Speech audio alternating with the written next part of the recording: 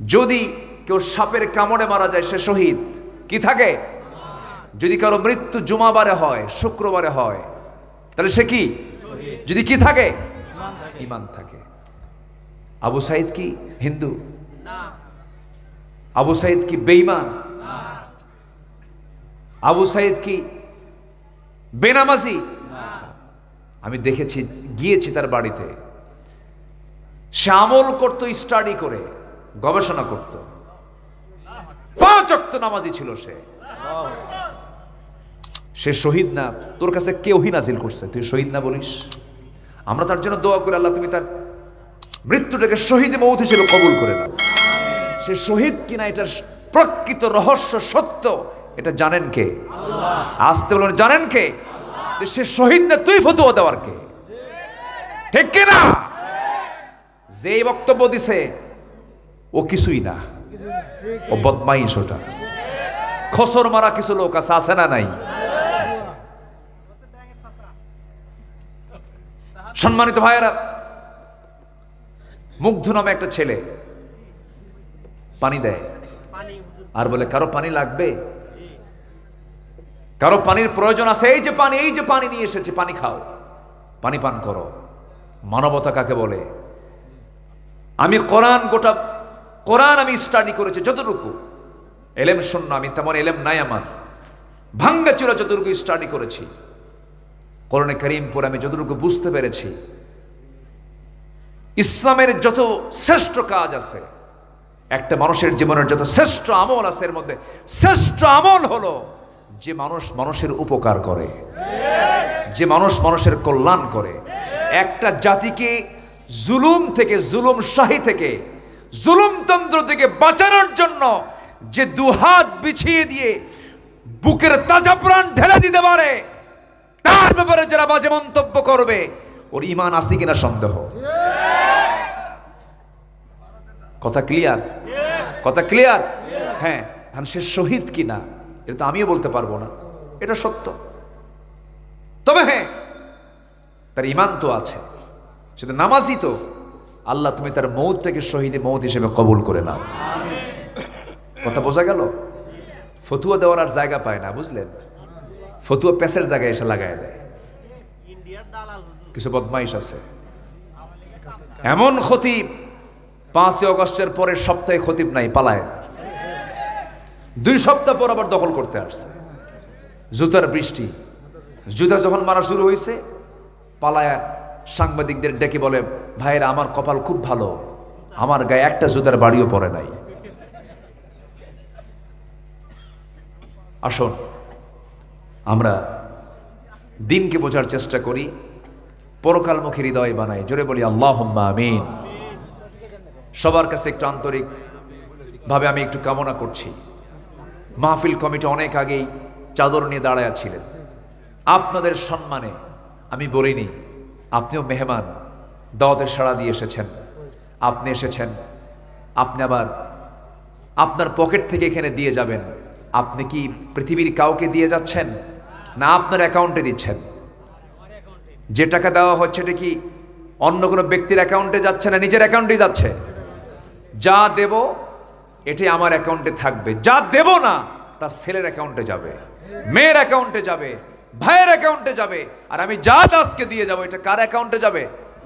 নিজের অ্যাকাউন্টে যাবে, যা একদিন তোলা যাবে কিয়ামতের ময়দানে। এই অ্যাকাউন্ট থেকে আমরা টাকা তুলে আল্লাহকে বলবো, আল্লাহ এই যে টাকা তোমার জন্য দিয়েছিলাম, তো আমার নামটা আছে নাকি?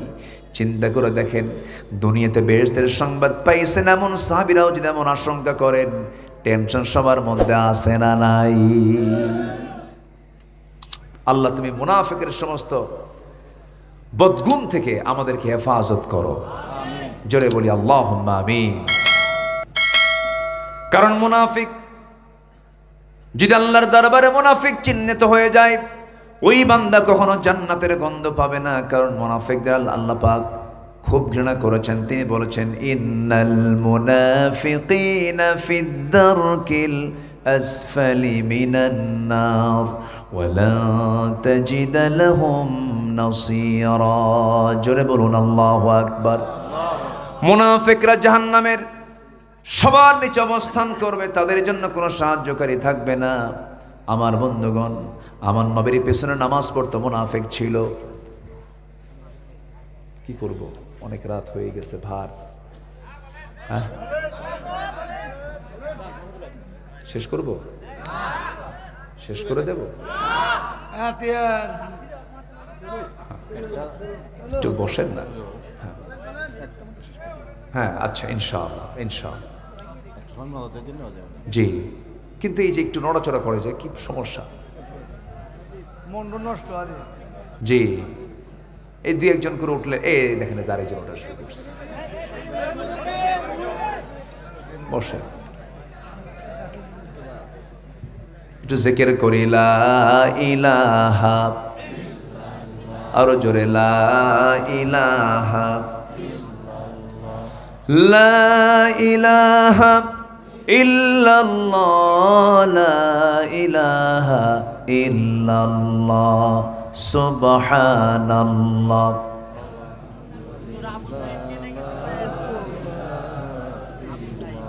আরো জোরে লা ইলাহা,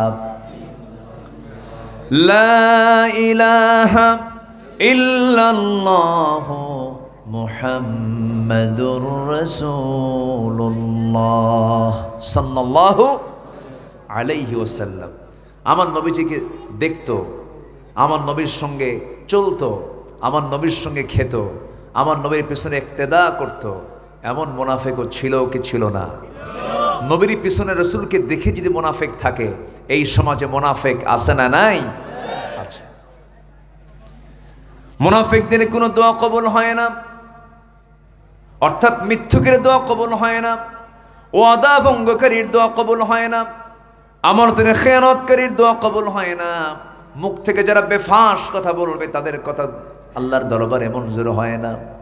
আমার বন্ধুগণ, একজন মুনাফিক নবীর পিছনে ইক্তেদা করত, তার মৃত্যু হয়ে গেল। নবীজির জীবদ্দশায় তার মৃত্যু হওয়ার সঙ্গে সঙ্গে তার সন্তান একজন ভালো সাহাবী ছিলেন। সেই সাহাবী দৌড় মেরে এসে রাসূলের কাছে বলছেন, ইয়া রাসূলুল্লাহি, আমি জানি আমার বাবা খুব জঘন্য মানুষ, আমার বাবা মুনাফিক ছিল, মুনাফিক হয়ে দুনিয়া থেকে বিদায় নিয়েছে, কিন্তু বাবা আমার তো বাবা হন তিনি। ইয়া রাসূলুল্লাহ, আপনার কাছে একটু রহমত কামনা করি, আপনি আল্লাহর কাছে বলবেন আমার বাবা দুনিয়া থেকে বিদায় নিয়েছেন, দয়া করে আপনি আমার আব্বার জন্য আপনার গায়ের একটা চাদর আমি আপনার কাছে চাচ্ছি। আমার নবীজি মানা করলেন না, যদিও মুনাফিক, নবীজির হৃদয় ছিল আকাশের মতো উদার। নবীজি তার পরনের গায়ের একখানা জুব্বা হাতের মধ্যে দিয়ে বলছো, আমার সাহাবী আব্দুল্লাহ, যাও তোমার বাবার জন্য আমি দিলাম, তুমি যেহেতু আমার পছন্দের সাহাবী, যাও নিয়ে যাও। নিয়ে গেলেন। মনে মনে ভাবলেন, আমার বাবা মুনাফিক, দেখি আব্বার গায়ে যদি এই জুব্বাও পড়ায় দেই আল্লাহ মাফও করতে পারেন। গোসল করানো হলো, কাফনের কাপড় পরানো হলো, জানাজার সময় হয়ে গেছে। ওই সাহাবী করলেন কি, নবীর কাছে গিয়ে বলছেন, ইয়া রাসূলুল্লাহ, কি ইয়া হাবিবাল্লাহ, আমার বাবার জানাজার সময় হয়ে গেছে, আমি আপনার কাছে প্রস্তাব নিয়ে এসেছি, যদি দয়া করে আমার বাবার জানাজাটা আপনি পড়ায় দিতেন। আমার নবীজি বলছেন, সাহাবী রে, তুমি তো আমার পছন্দের সাহাবী, যেহেতু বলছো যাও, আমি জানাজায় হাজির হয়ে যাব। বলেন তো, আমার নবীর আগে কেউ নামাজ পড়াতে পারবে নাকি? পারবে না। জানাজার প্রান্তে হাজির হয়ে গেলেন, সামনে দাঁড়ালেন, পিছন থেকে ওমর ফারুক রাদিয়াল্লাহু তাআলা নবীজির পিছন থেকে জুব্বাটা বারবার টানতেছেন আর বলতেছেন, হুজুর মুনাফিকের জানাজা কেমন করে পড়াবেন আপনি? রাসূল বলছেন, ওমর রে, আমাকে বাধা দিও না, আমাকে নামাজটা পড়তে দাও। নবীজি জানাজা সম্পন্ন করলেন। সম্পন্ন হওয়ার সঙ্গে সঙ্গে আয়াত নাযিল হয়ে গেছে। রাসূলকে বলা হচ্ছে, ইন তাস্তাগফির লাহুম আও লা তাস্তাগফির লাহুম, ইন তাস্তাগফির লাহুম ৭০ মাররাতান ফালাই ইয়াগফিরাল্লাহু লাহুম। হে রাসূল, আপনি যদি ওই মুনাফিকের জন্য যদি ১০০০ দোয়া করেন, সেই দোয়া কবুল হবে না, কারণ সে হলো মুনাফিক। মুনাফিকের পক্ষে যদি বিশ্বনবীও দোয়া করেন, সেই দোয়া যদি কবুল না হয়, সেই মুনাফিকের আচরণ থেকে আল্লাহ তাআলা আমাদের হেফাজত করুন। জোরে বলি আল্লাহুম্মা আমিন।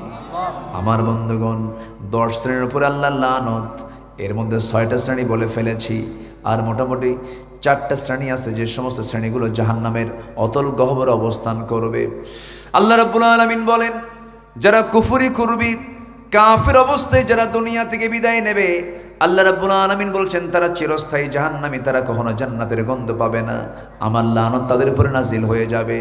ইন্নাল্লাযীনা কাফারু ওয়া মাতু ওয়া হুম কুফফার উলাইকা আলাইহিম লা'নাতুল্লাহ ওয়াল মালাইকাতি ওয়ান নাসি আজমাইন। জোরে বলুন আল্লাহু আকবার। যারা কাফের অবস্থায় দুনিয়া থেকে বিদায় নেবে, কুফরি করে দুনিয়া থেকে বিদায় নিবি, আল্লাহর বাসায় তারা কখনো জান্নাতের গন্ধ পাবে না এবং এরা আল্লাহর লানতের মধ্যে পড়ে যাবে। আল্লাহর লানত থেকে বাঁচার জন্য কুফরি হালতের কোনো কাজ করা যাবে না, কাফের অবস্থায় মৃত্যুবরণ হওয়া যাবে না। কাফের কিন্তু কোনো সম্প্রদায়ের নাম নয়, অনেক মুসলিম নামদারি কাফেরও আছে না নাই? আসতে বলবেন না, আছে না নাই? আল্লাহর যারা আইনকে বিশ্বাস করে না তারা কি বলেন?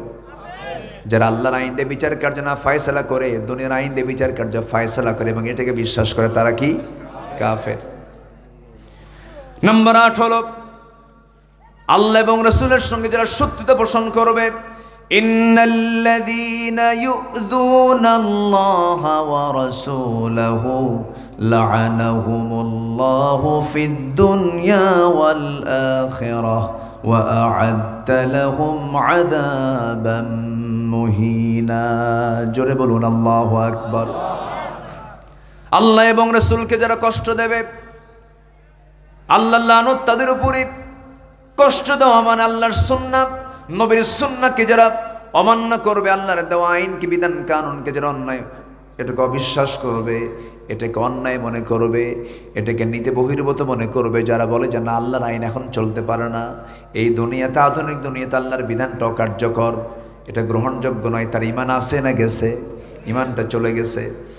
নাম্বার 9 হলো ওই সমস্ত বান্দার উপরে আল্লাহর লানত যারা অঙ্গীকারকে ভঙ্গ করবে, আল্লাহর আয়াতের সঙ্গে যারা অবমাননা করবে। ফাবিমা নাকদিহিম মিসাকাহুম লাআন্নাহুম। আল্লাহ রাব্বুল আলামিন বলছেন যারা অঙ্গীকার ভঙ্গ করবে তাদের উপরে আমার লানত থেকে বাঁচার জন্য অঙ্গীকার ভঙ্গ করা যাবে না।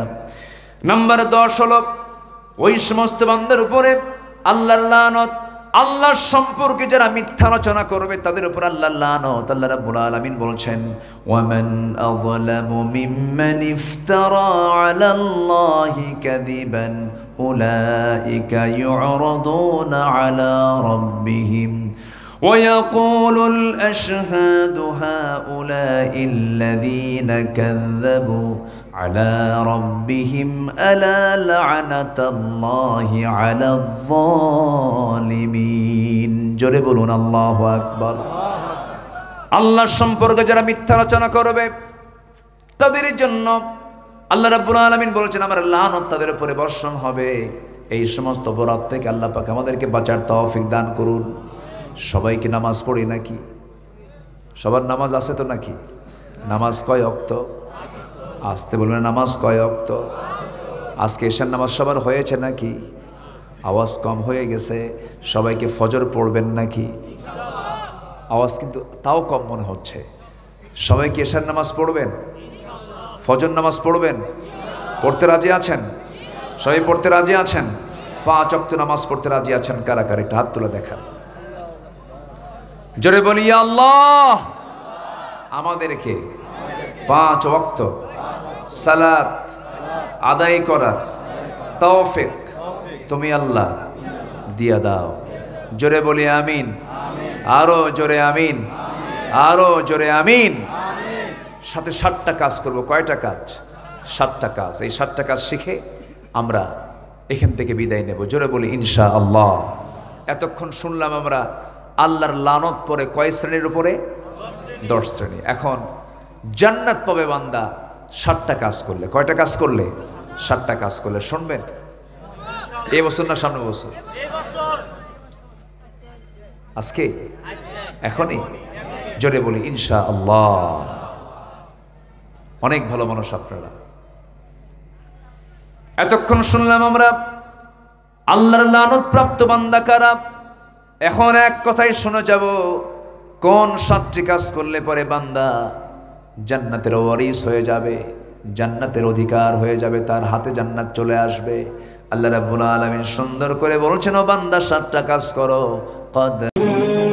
জান্নাতি ঠিকানা ইসলামিক চ্যানেল, বেলকুসি, সিরাজগঞ্জ। আপনার প্রিয় বক্তার মহাগ্রন্থ আল কুরআনের আলোচনা শুনুন।